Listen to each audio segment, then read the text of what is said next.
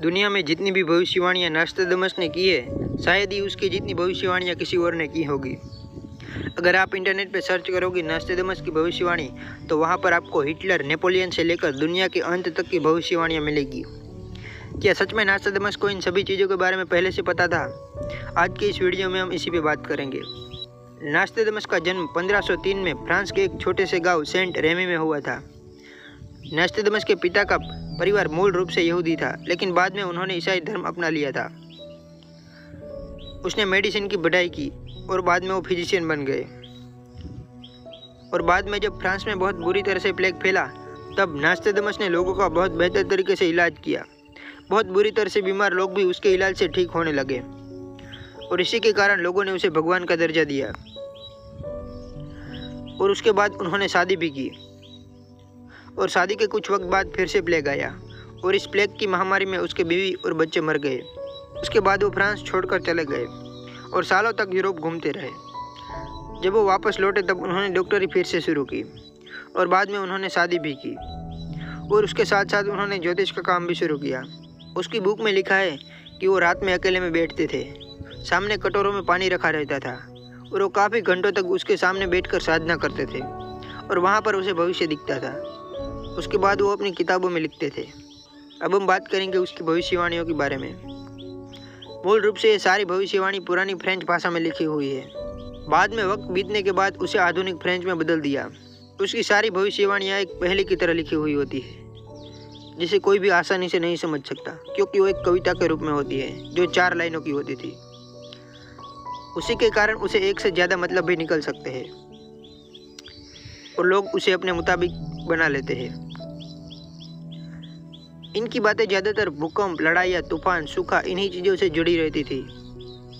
जब दुनिया में इतनी तरक्की नहीं हुई थी, आए दिन लड़ाइयाँ होती रहती थी और इसी के कारण उनकी बातें चर्चा में रहती थी। उसने अपनी भविष्यवाणी में कहीं पर भी डेट और प्लेस का जिक्र नहीं किया और न ही किसी आदमी का नाम लिखा है। उसने अपनी बातों को नदियाँ, पहाड़, समंदर जैसी चीज़ों को आधार बना के लिखा है और इसी के कारण उसकी किसी भी बात को कहीं भी जोड़ा जा सकता है। इसी किताब में सेविग्नी की दी हुई नास्ट्राडामस की उन भविष्यवाणियों का भी जिक्र है जो कभी सही साबित नहीं हुई, क्योंकि ये बड़ी डायरेक्ट तरीके से कही गई थी, नाम और जगह को लेकर, और ये सारी भविष्यवाणियाँ गलत साबित हुई है। उसकी एक भविष्यवाणी थी कि दुनिया 1999 में ख़त्म हो जाएगी, लेकिन ऐसा कुछ नहीं हुआ।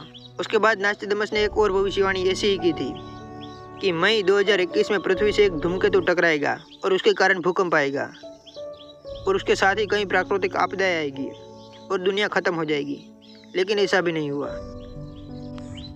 नास्ट्राडामस ने जो हिटलर के बारे में भविष्यवाणियाँ की थी वो कुछ इस तरह से थी। भूख से पागल जानवर नदियाँ पार करेंगे, ज़्यादातर सैनिक लोअर डेन्यूब के खिलाफ रहेंगे, सबसे बड़ा आदमी लोहे के पिंजरे में कैद किया जाएगा और छोटा भाई कुछ नहीं देखेगा। नास्ट्राडामस के लिखे में हिटलर आता है। लोगों ने उसे तोड़ मरोड़ के हिटलर बना दिया, जबकि उसके टाइम में रोमन मैप बने थे। इन मैप में डेन्यूब नदी के निचले हिस्से को हिस्टर कहा जाता था। जिस तरह से हिस्टर का हिटलर बना दिया, वैसे ही वीनस को वेनिस बना दिया और इटली से जोड़ दिया, और उसी तरह पोनेलोरोन का मतलब तोड़ मरोड़ के नेपोलियन कर दिया। नास्ट्राडामस ने खुद राजा हेनरी द्वितीय को अपने पत्र में लिखा था कि उसकी भविष्यवाणियाँ केवल यूरोप, उत्तर अफ्रीका और एशिया के कुछ हिस्सों तक ही सीमित रहेगी। 9/11 हमले के बारे में भी नास्ट्राडामस की भविष्यवाणियाँ सामने आई थी, लेकिन हकीकत में वो भविष्यवाणी कनाडा के नील मार्शल नाम के एक छात्र ने अपने ऐसे में लिखी थी। अगर आपको भी नास्ट्राडामस के जैसी भविष्यवाणियाँ करनी है तो इस लिंक पर जा सकते हैं जो मैंने डिस्क्रिप्शन में दी हुई है। वहाँ पर आपको इसी तरह की भविष्यवाणियाँ मिलेगी। अगर आपको मेरी वीडियो पसंद आती है तो लाइक कीजिए, शेयर कीजिए और सब्सक्राइब कीजिए। Thanks for watching.